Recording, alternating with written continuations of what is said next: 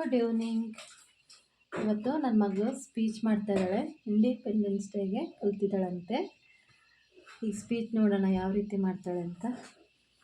ಮಾಡಿ ಮುಂಚೆ ಸ್ಪೀಚ್ ಬೇಗ.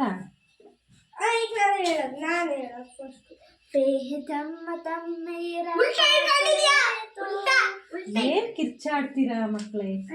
ಸ್ಪೀಚ್ ಮಾಡಿ ಬೇಗ.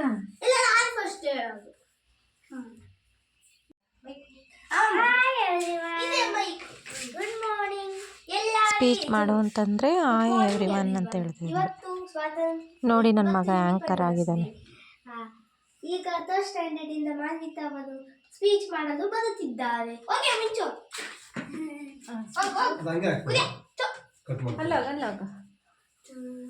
ನನ್ನ ಮಗಳು ಸ್ಪೀಚ್ ನೋಡೋಣ ಇವಾಗ.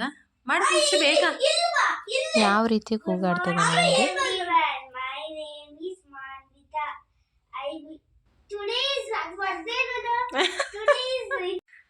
Good morning everyone. My name is Manvita.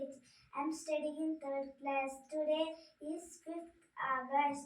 I wish you all everyone happy Independence Day. We are celebrating 78th Independence Day. This year we got Independence Day from British rule on 15 August 1947. We celebrate this day. Thank you. ನೋಡ್ದಾನೆ ಹೇಳ್ತಾ ಇದ್ದಾಳೆ. ನೋಡೋಣ ಯಾವ ರೀತಿ ಹೇಳ್ತಾಳೆ ಅಂತ. Good morning everyone. My name is Manvita. I am studying in 3rd class.